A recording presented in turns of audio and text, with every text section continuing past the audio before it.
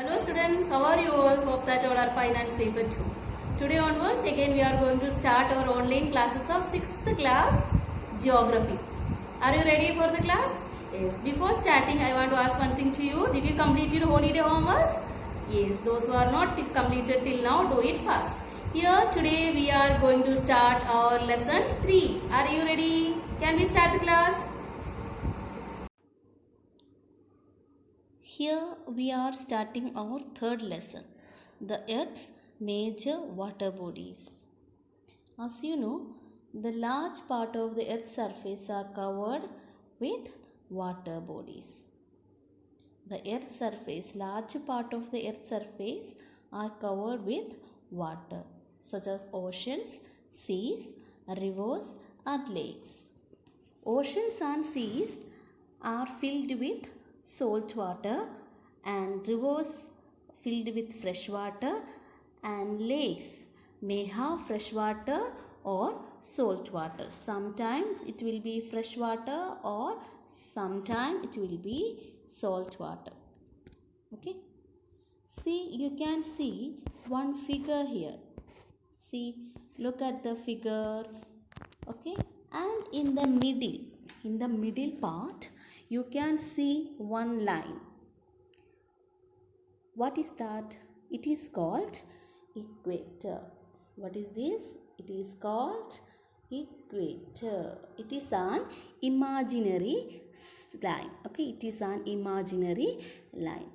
It is called equator and it is an imaginary circle drawn around the globe, exactly halfway between the two poles. These are the two poles. The equator cuts the globe into two equal parts. It is called hemisphere. What is that? The equator cuts the globe into two equal parts. It is called hemisphere. You will also notice that the greater part of the land masses, greater part of the land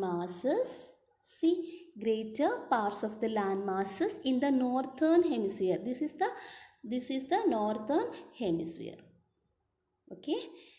The land masses in the northern hemisphere, you can see the greater part of the land masses in the northern hemisphere. That is the part of the globe lying to the north of the equator. Therefore, this hemisphere is called the land hemisphere. What is that? Land hemisphere. Once again, I will tell you what is land hemisphere. The greater part of the land masses are in the north of the equator. Therefore, this hemisphere is often called the land hemisphere. As well as the southern part. This is the southern part. In this part, this hemisphere is covered by oceans and seas. Therefore, this hemisphere is called the water hemisphere. Okay, the north hemisphere is called land hemisphere and the south hemisphere, it is called water hemisphere. Understood? And here students, we are going to discuss about oceans. What is ocean? Okay. The vast area of water surrounding the land masses on the earth are called ocean. The large area of water surrounded by land is called ocean. There are 4 oceans: Pacific Ocean, Atlantic Ocean, Indian Ocean and Arctic Ocean. And these oceans together cover more than 90% of the total area under water. Which are the 4 major oceans?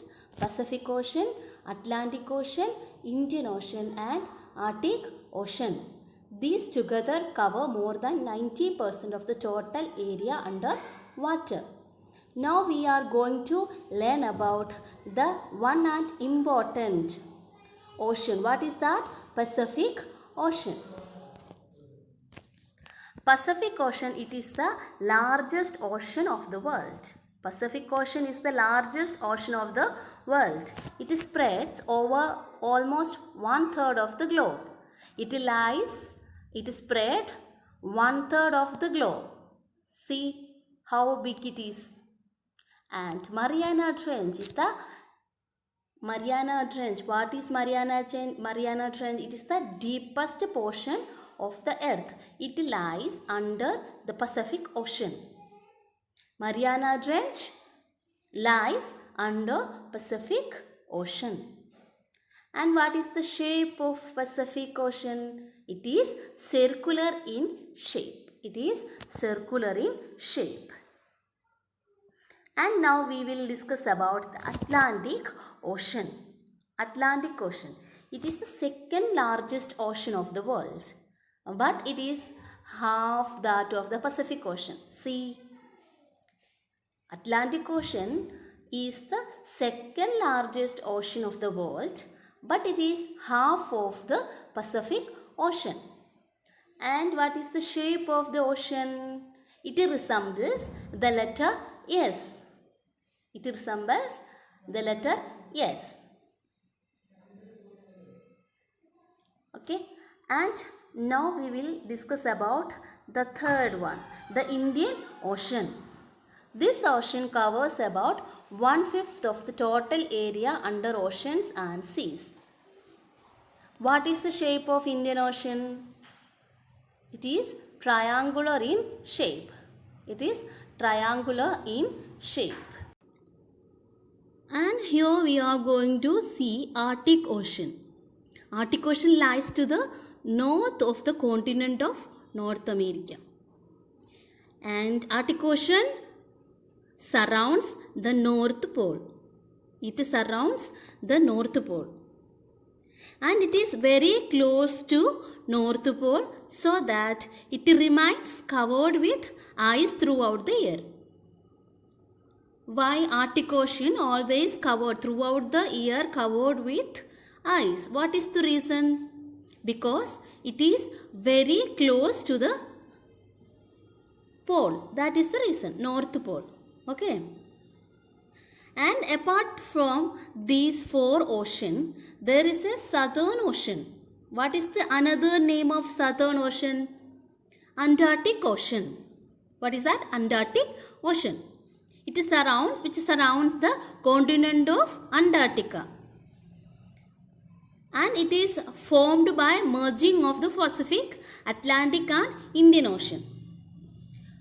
On account of extremely low temperature, because of low temperature, a large part of Atlantic Ocean covered with ice or frozen throughout the year. Antarctic Ocean and Arctic Ocean always covered with ice. What is the reason? Because of low temperature or closeness to the pole. This is the reason. Okay, understood, children? And here I am going to introduce another water body. What is that? Bay. What is a bay? It is a water body of enclosed.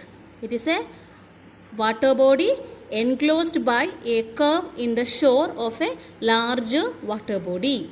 A bay is a body of water enclosed by a curve in the shore of a larger water body. Most bays are parts of oceans or seas. I'll show you one picture of a bay. This is the picture of a bay. See, it is enclosed by a curve. This picture, here you can see, here it is enclosed by a curve in the shore of a large water body. Okay, and it is a part of ocean or seas. Bays are part of ocean or seas. And here I am going to tell you some examples of bay. Bay of Bengal, Bay of Biscay and Hudson Bay are some example of bays. And some bays are called Gulf. Some bays are called Gulf. Okay. And next water body is lakes. A lake is a large body of water that is completely surrounded by land. Very easy to understand. It is completely surrounded by land. Lake is a large body of water that is completely surrounded by land. And it may have fresh water or salt water. And it is completely enclosed by land or very large lakes. Next water body is lagoons. Lagoons are shallow lakes. Lagoons are not deep like lakes. Lagoons are not deep like lakes. It is a shallow lakes. Shallow lakes are called lagoons. Okay. Most lagoons are connected to the main water body of a narrow outlet. Example, Chilika. Chilika is the example of a lagoon. Okay. Next one, rivers. Next water body is rivers. A large amount of water flowing over a long distance. It is called a river. Water flowing over a long distance from higher to lower ground make a river. And two types of rivers are there. Perennial rivers and seasonal rivers.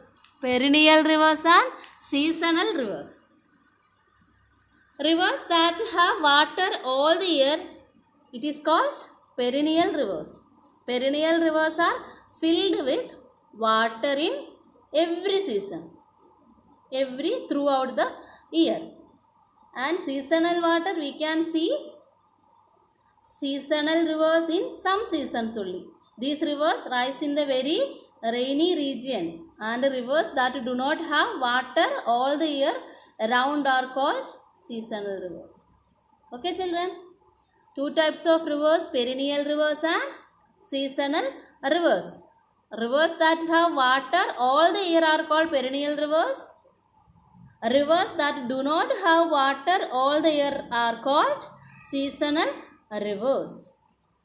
Okay children, understood? Okay. So once again we can summarize the lesson. What we have learned in this lesson. We learned about hemispheres, land hemisphere and water hemisphere. In the introduction part, we learned about land hemisphere and water hemisphere. Then we learned about major water bodies, oceans, seas, lakes and rivers. So here we are concluding the video. If you have any doubt about the topic, please ask through the comments. Okay, thank you.